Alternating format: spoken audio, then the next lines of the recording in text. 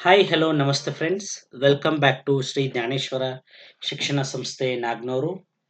ಈಗಾಗಲೇ ಕೆಸೆಟ್ ಪತ್ರಿಕೆ ಒಂದಕ್ಕೆ ಸಂಬಂಧಪಟ್ಟ ಹಾಗೆ ಐಸಿಟಿ ಮತ್ತು ಕಮ್ಯುನಿಕೇಷನ್ ವಿಷಯದ ಕುರಿತು ತಮ್ಮೊಂದಿಗೆ ಮಾದರಿ ಪ್ರಶ್ನೆಗಳನ್ನು ಹಾಗೂ ಹಿಂದೆ ಕೇಳಿರ್ತಕ್ಕಂತಹ ಪ್ರಶ್ನೆ ಪತ್ರಿಕೆಗಳನ್ನು ತಮ್ಮೊಂದಿಗೆ ವಿಶ್ಲೇಷಣೆ ಮಾಡ್ತಾ ಇದ್ದೀವಿ.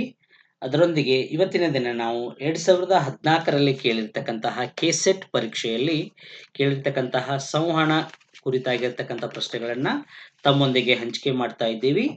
ಎರಡನೇ ವಿಡಿಯೋ ಇದಾಗಿದ್ದು ಸಂವಹನದ ಕುರಿತಾಗಿ. ಯಾರೆಲ್ಲ ನಮ್ಮ ಚಾನಲನ್ನು ನೋಡ್ತಾ ಇದ್ದೀರಾ ಅವರು ಈ ಕೂಡಲೇ ನಮ್ಮ ಚಾನಲನ್ನು ಸಬ್ಸ್ಕ್ರೈಬ್ ಆಗಿ ಪಕ್ಕದಲ್ಲಿರೋ ಬೆಲ್ ಐಕಾನನ್ನು ಕ್ಲಿಕ್ ಮಾಡಿ. ಅದೇ ರೀತಿ ನಾವು ಮಾಡ್ತಕ್ಕಂಥ ಹೊಸ ಹೊಸ ವಿಡಿಯೋಗಳು ತಮಗೆ ಬೇಗನೆ ಬಂದು ತಲುಪುತ್ತೆ ಅಂತ ಹೇಳ್ತಾ ಇವತ್ತಿನ ದಿನ ನಾವು ICT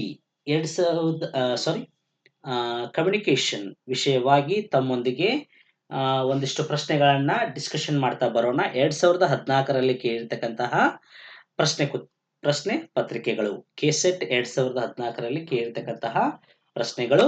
ಹಾಗಾದ್ರೆ ಯಾಕೆ ತಡ ಮಾಡೋದು, ಇವತ್ತಿನ ಈ ಪ್ರೀವಿಯಸ್ ಇಯರ್ ಕ್ವಶನ್ ಪೇಪರ್ಸ್ ಅನ್ನ ಪ್ರಾಕ್ಟೀಸ್ ಮಾಡೋಣ. ಹಾಗಾದ್ರೆ ಮೊದಲನೇ ಪ್ರಶ್ನೆ, the place where public opinion are formed as a result of communication.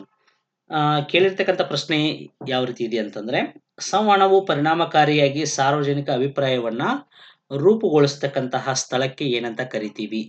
ಹೌದಾ? The place where public opinion formed as a result of communication. Option A public sphere, option B public debate, option C media bite, option D media circle. ಕೇಳಿರ್ತಕ್ಕಂಥ ಪ್ರಶ್ನೆಗೆ ಆಯ್ಕೆಗಳು: ಮೊದಲನೇದು ಸಾರ್ವಜನಿಕ ಕ್ಷೇತ್ರ, ಎರಡನೇದು ಸಾರ್ವಜನಿಕ ಚರ್ಚೆ, ಮೂರನೇದು ಮಾಧ್ಯಮದಿಂದ ಅಥವಾ ಮಾಧ್ಯಮ ವಲಯದಿಂದ ಅಂತ ಕೇಳಿರ್ತಕ್ಕಂಥದ್ದು. ಇಲ್ಲಿ ಅವ್ರು ಕೇಳಿರ್ತಕ್ಕಂಥ ಪ್ರಶ್ನೆಗೆ ಸರಿಯಾಗಿರ್ತಕ್ಕಂಥ ಉತ್ತರ ಯಾವುದಪ್ಪ ಅಂತಂದ್ರೆ ಪಬ್ಲಿಕ್ ಒಪಿನಿಯನ್ ಅಂತ ಕರೀತಾರೆ. ಅಂದ್ರೆ ಸಾರ್ವಜನಿಕರ ಅವರದೇ ಆಗಿರ್ತಕ್ಕಂಥ ಒಂದಿಷ್ಟು ನಿರ್ಧಾರಗಳನ್ನ ಕೇಳೋದಕ್ಕ ಅಥವಾ ಆ ರೀತಿ ಕೇಳಿರ್ತಕ್ಕಂತಹ ನಿರ್ಧಾರವನ್ನ ಒಂದಿಷ್ಟು ಸಂವಹನದ ಮುಖಾಂತರ ನಾವು ನೋಡಿದಾಗ ಅದಕ್ಕೆ ಏನಂತ ಕರಿತೀವಪ್ಪ ಅಂತಂದ್ರೆ ಪಬ್ಲಿಕ್ ಸ್ಫೇರ್ ಅಂತ ಕರಿತೀವಿ. ಹೌದಾ? ಸಾರ್ವಜನಿಕ ಕ್ಷೇತ್ರದಿಂದ ಏನೇ ಮುಕ್ತವಾಗಿರ್ತಕ್ಕಂತಹ ಅಭಿಪ್ರಾಯಗಳು ಬಂದ್ರೆ ಅದನ್ನ ಸಂಗ್ರಹಿಸ್ತಕ್ಕಂತಹ ಒಂದು ಸಂವಹನಕ್ಕೆ ನಾವೇನಂತ ಕರಿತೀವಿ? ಪಬ್ಲಿಕ್ ಒಪಿನಿಯನ್ ಅಂತ ಕರಿತೀವಿ. ಹಾಗಾದ್ರೆ ಮೊದಲನೇ ಆಯ್ಕೆ ಸರಿಯಾಗಿದೆ. ಇನ್ನು ಎರಡನೇ ಆಯ್ಕೆ, mathematical model in communication is credited to. ಅಂದ್ರೆ ಮ್ಯಾಥಮೆಟಿಕಲ್ ಮಾಡೆಲ್ ಕಮ್ಯುನಿಕೇಶನ್ಸ್ ಅನ್ನ ರೆಡಿ ಮಾಡಿರ್ತಕ್ಕಂಥ ಕ್ರೆಡಿಟ್ ಯಾರಿಗೆ ಹೋಗುತ್ತೆ, ಅದನ್ನ ಸರಿಯಾಗಿ ಬಳಕೆಗೆ ಮತ್ತು ಅದನ್ನ ಮನ್ನಣೆಗೆ ತಂದಿರ್ತಕ್ಕಂಥದ್ದು ಯಾರಿಗೆ ಸಲ್ಲುತ್ತೆ ಅಂತಂದ್ರೆ, ಮೊದಲನೇ ಆಯ್ಕೆ ಓಸ್ಕುಡ್ ಅಂಡ್ ಸ್ಕ್ರಮ್, ಎರಡನೇ ಆಯ್ಕೆ ಶಾನನ್ ಅಂಡ್ ವೆಬರ್, ಮೂರನೇ ಆಯ್ಕೆ ರೋಜರ್ಸ್ ಅಂಡ್ ಡೆನೆಲ್ ಲರ್ನರ್, ನಾಲ್ಕನೇ ಆಯ್ಕೆ ಎವರೆಟ್ ರೋಜರ್ಸ್. ಹೌದಾ? ಇಲ್ಲಿ ಗಣಿತದ ಮಾದರಿಗಳಿಗೆ ಸಂಬಂಧಪಟ್ಟ ಹಾಗೆ ಸಂವಹನಕ್ಕೆ ಏರ್ಪಡಿಸಿದಾಗ ಅವುಗಳನ್ನ ಸರಿಯಾದ ಪ್ರಮಾಣದಲ್ಲಿ ಮನ್ನಣೆಗೆ ಮತ್ತು ಅವುಗಳನ್ನ ಸರಿಯಾದ ಮಾದರಿಯಲ್ಲಿ ತಯಾರಿ ಮಾಡತಕ್ಕಂಥವ್ರು ಯಾರಪ್ಪ ಅಂತಂದ್ರೆ ಶಾನನ್ ಅಂಡ್ ವೆಬರ್ ಅಂತ ಕರಿತೀವಿ. ಹೌದಾ? ಸರಿಯಾಗಿರ್ತಕ್ಕಂಥ ಆಯ್ಕೆ. ಇದು ಸಂವಹನಕ್ಕೆ ಸಂಬಂಧಪಟ್ಟಿರ್ತಕ್ಕಂಥ ಪ್ರಶ್ನೆ, 2014ರಲ್ಲಿ ಕೇಳಿರ್ತಕ್ಕಂಥ ಪ್ರಶ್ನೆ. ಇನ್ನು ಮುಂದಿನ ಪ್ರಶ್ನೆಗೆ ಹೋಗೋದಾದ್ರೆ, cat walk is a fine example for. ಅಂದ್ರೆ ಬೆಕ್ಕಿನ ನಡಿಗೆ ಇದು ಒಂದು ಉತ್ತಮ ಉದಾಹರಣೆ. ಈ ಕೆಳಗೆ ಕೊಟ್ಟಿರ್ತಕ್ಕಂತಹ ಆಯ್ಕೆಗಳಲ್ಲಿ ಒಂದಕ್ಕೆ ಉತ್ತಮ ಉದಾಹರಣೆ ಆಗುತ್ತೆ. ಅದು ಯಾವುದು ಅಂತ ಕೇಳಿದರೆ, ಮೊದಲನೇದು ವರ್ಬಲ್ ಕಮ್ಯುನಿಕೇಶನ್, ಮೌಖಿಕ ಸಂವಹನ ಅಂತ ಕರಿತೀವಿ. ಎರಡನೇದು ಸೈಬರ್ನೆಟಿಕ್ಸ್ ಅಂತ ಕರಿತೀವಿ. ಮೂರನೇದು ಕೈನೆಸ್ಟಿಕ್ಸ್ ಅಂತ ಕರಿತೀವಿ. ಕೈನಸಿಸ್ ಅಂತ ಕರಿತೀವಿ. ನಾಲ್ಕನೇದು ಇಂಟ್ರಾಪರ್ಸನಲ್ ಕಮ್ಯುನಿಕೇಶನ್ ಅಂದ್ರೆ ಅಂತರ್ ವೈಯಕ್ತಿಕ ಸಂವಹನ ಅಂತ ಕರಿತೀವಿ. ಕ್ಯಾಟ್ ವಾಕ್ ಅಂತಂದ್ರೆ ಬೆಕ್ಕಿನ ನಡಿಗೆ ಇದು ಯಾವ ರೀತಿಯಾಗಿರ್ತಕ್ಕಂತಹ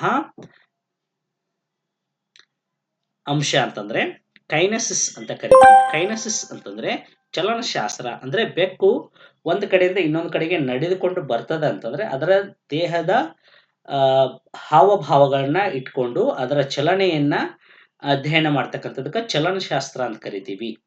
ಇನ್ನು ಮುಂದಿನದಾಗಿರ್ತಕ್ಕಂಥ ಪ್ರಶ್ನೆ, what is the type of verbal communication do you find in class room ಅಂತ ಕೇಳ್ತಾರೆ.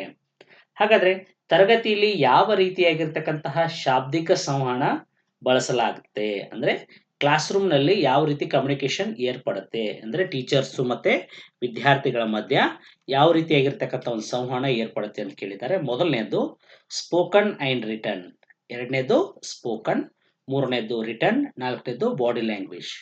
ಹಾಗಾದ್ರೆ ಇಲ್ಲಿ ಪಾಠ ಮಾಡ್ತಕ್ಕಂಥ ಶಿಕ್ಷಕರಾಗಿರ್ಬೋದು, ಆಮೇಲೆ ವಿದ್ಯಾರ್ಥಿಗಳ ಮಧ್ಯೆ ಯಾವ ರೀತಿಯಾಗಿರ್ತಕ್ಕಂಥ ಕಮ್ಯುನಿಕೇಶನ್ ಏರ್ಪಡುತ್ತೆ ಅಂತಂದ್ರೆ ಸ್ಪೋಕನ್ ಆ್ಯಂಡ್ ರಿಟರ್ನ್ ಅಂದ್ರೆ ಶಿಕ್ಷಕರಾಗಿರ್ತಕ್ಕಂಥವ್ರು ಹೇಳ್ತಾ ಹೋಗ್ತಾರೆ ಅಥವಾ ಆ ವಿಷಯಕ್ಕೆ ಸಂಬಂಧಪಟ್ಟಿರ್ತಕ್ಕಂಥ ಒಂದಿಷ್ಟು ಅಂಶಗಳನ್ನ ಬರೆಸ್ತಾ ಹೋಗುತ್ತಾರೆ. ಹಾಗಾಗಿ ಇಲ್ಲಿ ಸರಿಯಾಗಿರ್ತಕ್ಕಂಥ ಉತ್ತರ ಸ್ಪೋಕನ್ ಆ್ಯಂಡ್ ರಿಟರ್ನ್ ಅಂತ ಕರಿತೀವಿ. ಇನ್ನು ಐದನೇ ಪ್ರಶ್ನೆ ಏನಪ್ಪಾ ಅಂತಂದ್ರೆ what is meant by semantics in class room teaching? ಕೇಳ್ತಕ್ಕಂಥ ಪ್ರಶ್ನೆ ಯಾವ ರೀತಿಯಾಗಿದೆ ಅಂತಂದ್ರೆ ತರಗತಿಯ ಬೋಧನೆಯಲ್ಲಿ ಶಬ್ದಾರ್ಥ ಶಾಸ್ತ್ರದ ಅರ್ಥವೇನು? ಅಂದ್ರೆ ಒಂದಿಷ್ಟು ಡಿಫಿಕಲ್ಟ್ ಆಗಿರ್ತಕ್ಕಂತಹ ಶಬ್ದದ ಅರ್ಥವನ್ನ ಏನ್ ಮಾಡ್ತಾರೆ ವಿದ್ಯಾರ್ಥಿಗಳಿಗೆ ಶಿಕ್ಷಕರಾಗಿರ್ತಕ್ಕಂಥವ್ರು ಕ್ಲಾಸ್ ರೂಮ್ ಟೀಚಿಂಗ್ ನಲ್ಲಿ ಬರೆಸ್ತಾ ಇರ್ತಾರೆ.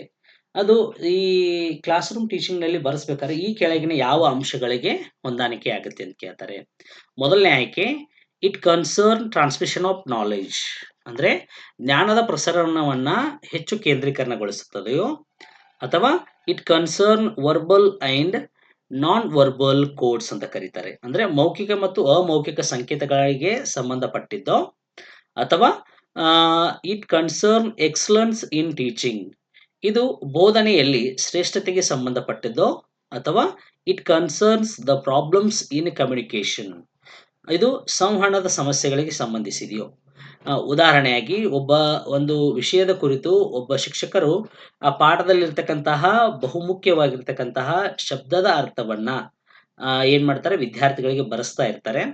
ಆ ರೀತಿ ಶಬ್ದದ ಅರ್ಥವನ್ನ ಬರೆಸ್ತಕ್ಕಂಥದ್ದು ಯಾವುದಕ್ಕೋಸ್ಕರ ಅಂತಂದ್ರೆ ಆ ಪಾಠದಲ್ಲಿ ಬರ್ತಕ್ಕಂತಹ ಆ ಶಬ್ದಗಳ ಮೇಲೆ ವಿದ್ಯಾರ್ಥಿಗಳಿಗೆ ಸಂವಹನದ ಕೊರತೆ ಆಗದಿರಲಿ ಅಂತೇಳಿ ಏನ್ ಮಾಡ್ತಾರೆ ಶಬ್ದದ ಅರ್ಥವನ್ನ ಬರೆಸ್ತಾ ಇರ್ತಾರೆ.